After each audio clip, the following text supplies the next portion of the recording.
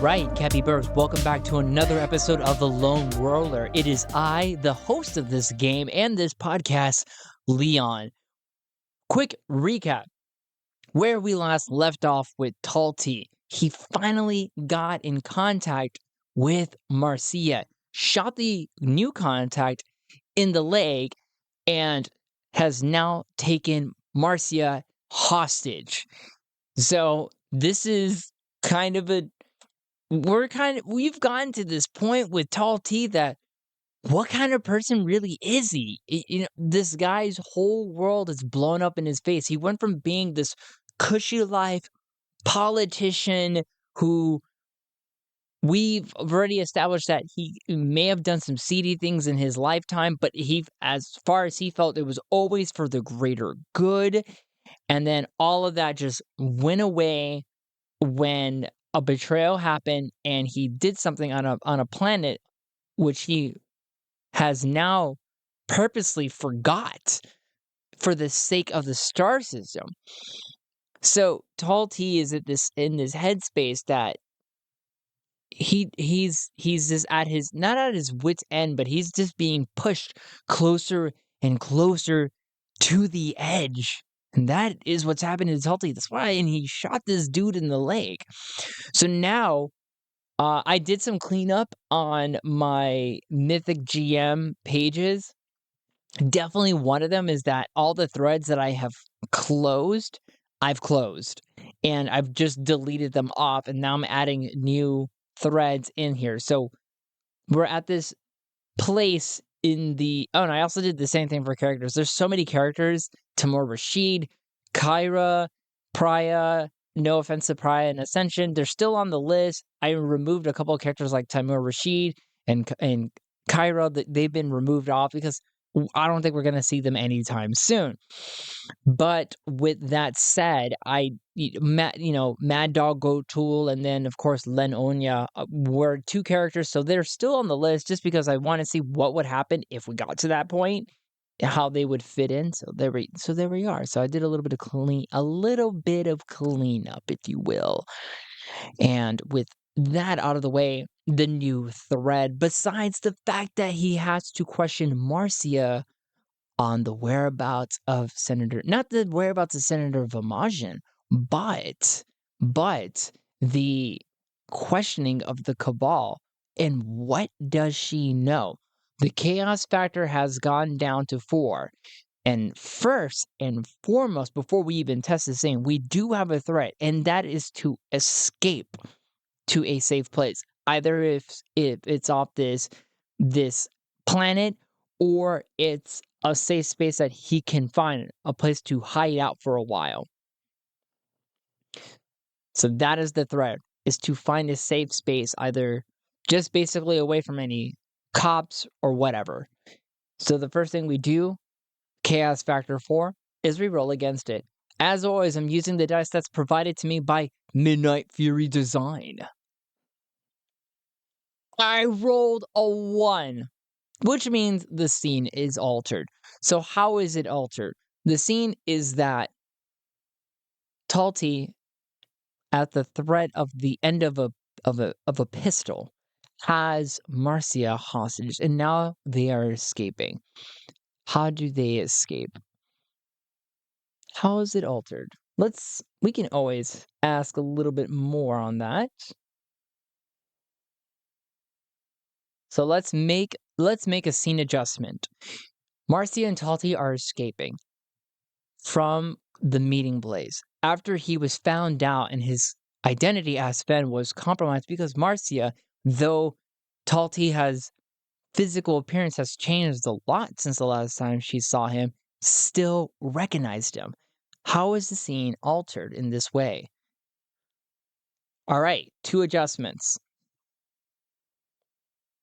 Remove an object.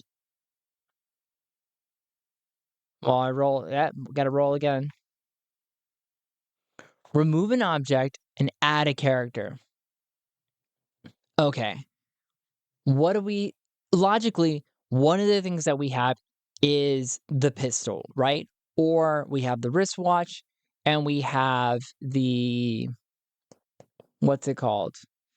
Well, we never really established if Talti put her in sort of any restraints. That wasn't established, so we're gonna go ahead and say that's not there. What we have is the wristwatch, the multi-tool wristwatch, and we have the pistol. What gets removed? I think one of the best things to do is to roll a d6, odds and evens, what gets removed. Okay? So evens, pistol, odd, the multi-tool. He loses the multi-tool. So for whatever reason, the multi-tool just suddenly doesn't work anymore for Talti. The last thing he can do was use it to lock the door, but then afterwards he sees that it no longer is functioning properly. Why is that? Could be from the fact that maybe the battery just ran out on it. I like to think, what are the odds of that happening? Did the batteries just run out on it? 60. No, it just died. Poof, gone. Just a fat no.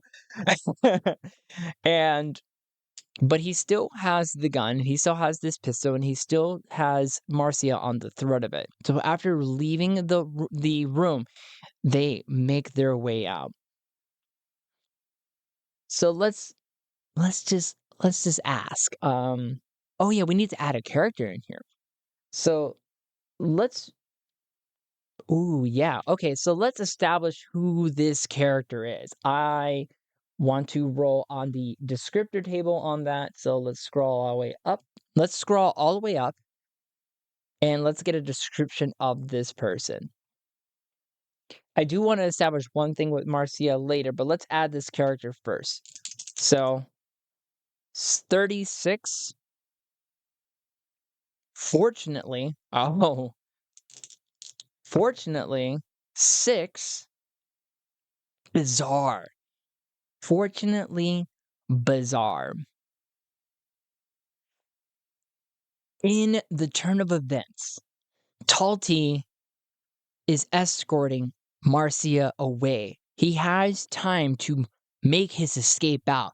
But before, as they go on their escape route, they bump into someone, a strange person who is the way they're dressed is a little eccentric. And he sees and he looks at Talti. Now, does this person know who Talti is? Unlikely. Gonna call it unlikely. 91. We're gonna call so on an unlikely chaos factor 4. It's not a no and, but it's right on the dot a no. Right on the dot. Oh wait, I'm looking at the wrong thing again. No, why? Word mill games, they flipped how the way it was before, where all the certain and very likelies were on the bottom. In Mythic GM second edition, they flipped it. So now the likely, very likely, certains are on the top, and the unlikelies all the way down to impossible are on the bottom. And it keeps throwing me off because I was kind of just used to how the way it was set up originally, and it keeps throwing me off every so often. And I do apologize about that. So it is a no. It is a no and. He doesn't know this person and has no idea what he's running from. That is our no and. He doesn't know who Talti is and doesn't know what he's running away from.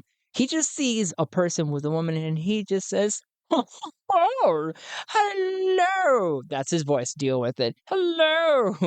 What have we here? A beautiful couple, if I may say so myself. A handsome gentleman with a nice little prosthetic eye.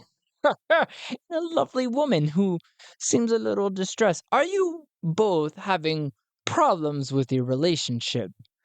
I can kind of pick up on these things. I have a sixth sense about these things." And Talti looks at him and says, "Sir, uh, if you'll excuse me, my lovely girlfriend and I are just making our way through the downtown area to get back to get back to our hotel room, our accommodations, if you will." "Oh, you're Tourist, I see.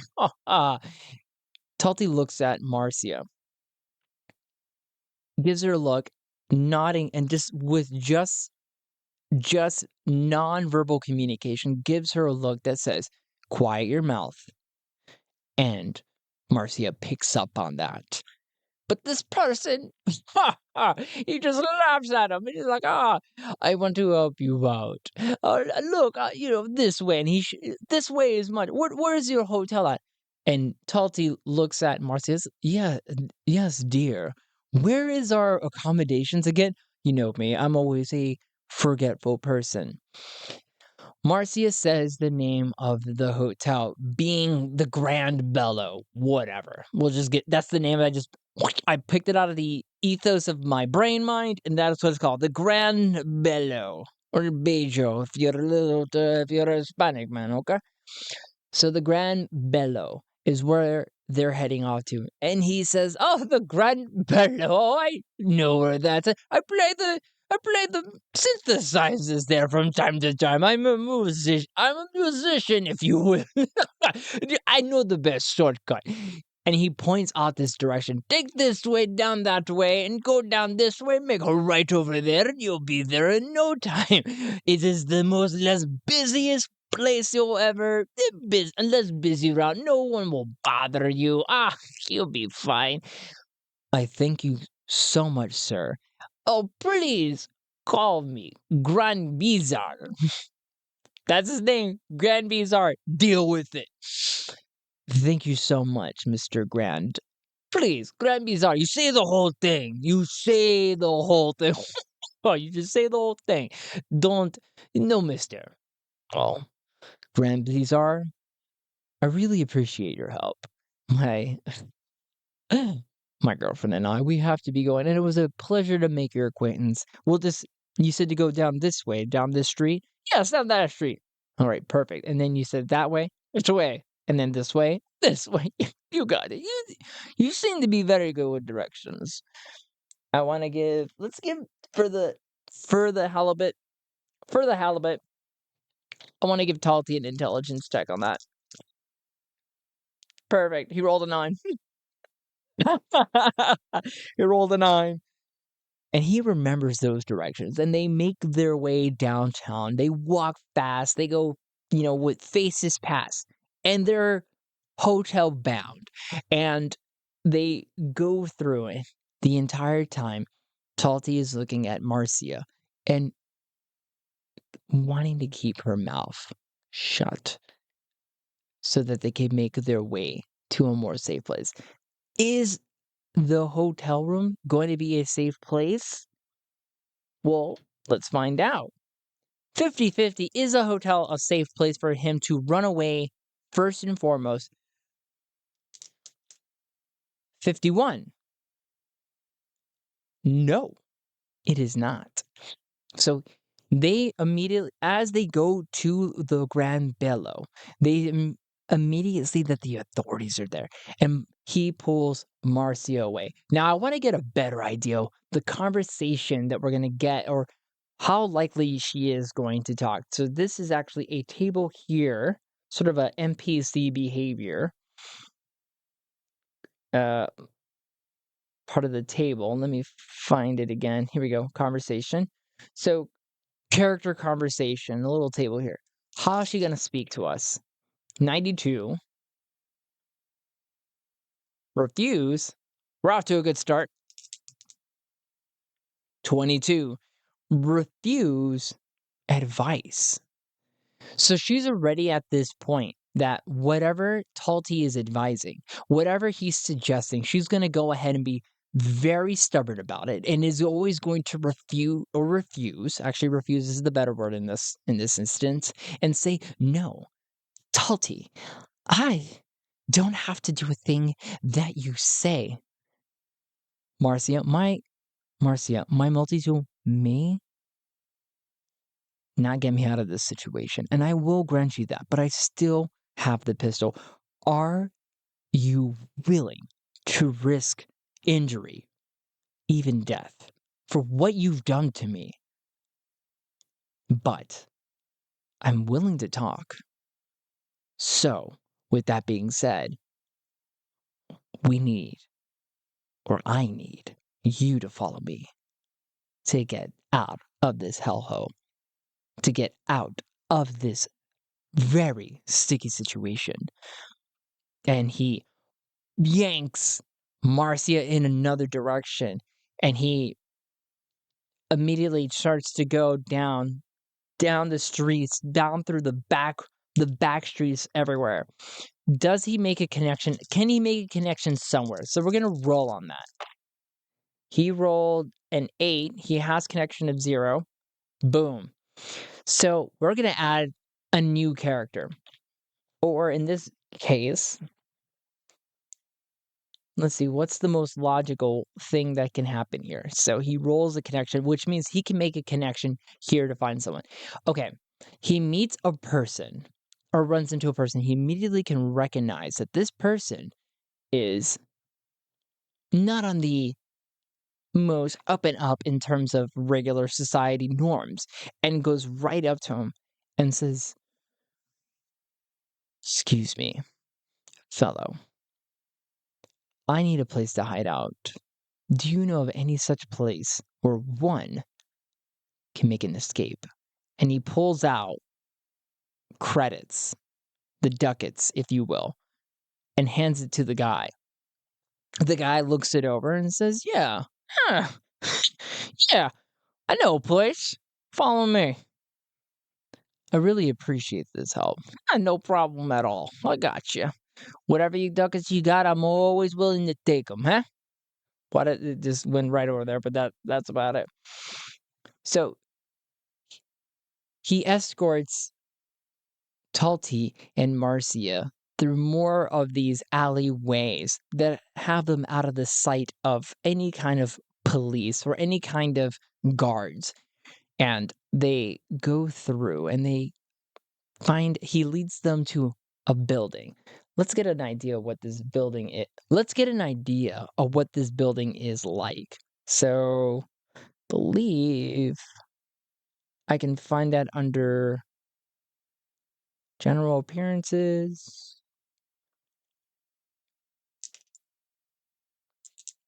Location 3. Artistic 39. Fragrant. He takes Marcia and Talti into what is basically another front for the seedy underbelly of this planet. This happens to be in the basically, it's another front for the seedy underbelly of this planet. And Marco escorts them. That's his name, by the way. Marco escorts them in, and everybody's in this artist gallery who are there is just that they're looking at the paintings, they're looking at the sculptures, and they're interpreting them and boiling down to nonsensical philosophies, right? Oh, this splatter of paint represents the societal norms of gender normatives. That is what the artist is expressing. And really, the artist was like, I just splashed paint on the canvas. Marco escorts them in behind the scenes of everything and takes them to a place where there's other looking criminal people that are not a part of this society's normatives, right? Oh, hello, haha. But Talti hands him a couple more ducats and says, "Marco, thank you so much for the escort and thank you for your discretion." And then, let's see, we'll roll on that. Rolled an 8 plus a 2, 10. You got it. No problem at all. Really appreciate your patronage, Sven. Take it easy. And Marco just leaves. And with that, Marcia and Talti are alone. And he looks Marcia and says, "This is a good time for us to talk, Marcia, one-on-one. And I need you to be completely honest with me. What is it that you really want out of this whole situation? Do you not understand that what Senator Vamajan wants to do is decimate 50% of this star system's population?" "I know that, Talti. Let's find out her motivation. Create 13. Okay. 9. Change. Create change. Okay. So we have a little bit more of her motivation. She looks at Talti and says, speaking from the heart, she says, Talti, the reason why we're doing this is to create a whole new star system. A whole new star system. Think about it. What our government couldn't do before, as the way it was managed, has become clearly corrupted and is now the people against it, laughing at it. Vomagin's vision, if you will, to even, yes, decimate 50%. I can agree with that. But from this ultimate sin, this almost unforgivable sin, will rise a whole new utopia under the principality of Vomagin. This is where real change begins, Talti. It's where it really begins. Marcia, do you not understand? You're talking about women, children, grandmothers, husbands, wives, fathers, mothers, everything. You're talking about these people are going to die. Do you not understand what you're doing here? You're killing people off.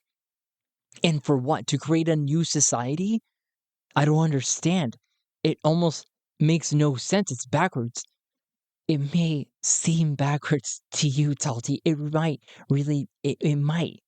And I completely can see that. But the vision here that Vomagin has is a world with no more injuries, no more death. Yes, people are going to die, but it's not going to be at the cost of warring planets anymore. There won't be disease when we are united under Vermagin's principality. We will grow again from the ashes of what was burning of this star system. You're mad, Marcia. You're not the woman that I used to love. You're mad. A mad person. And he holds up the gun and he says, I do have one question for you, Marcia. Do you know who else is involved with Senator Vomagin's cabal? We're going to call that 50-50. KS factor 4. 16. Double checking here. It's a yes. But does she reveal that information? We must roll his skill check. She has been refusing advice.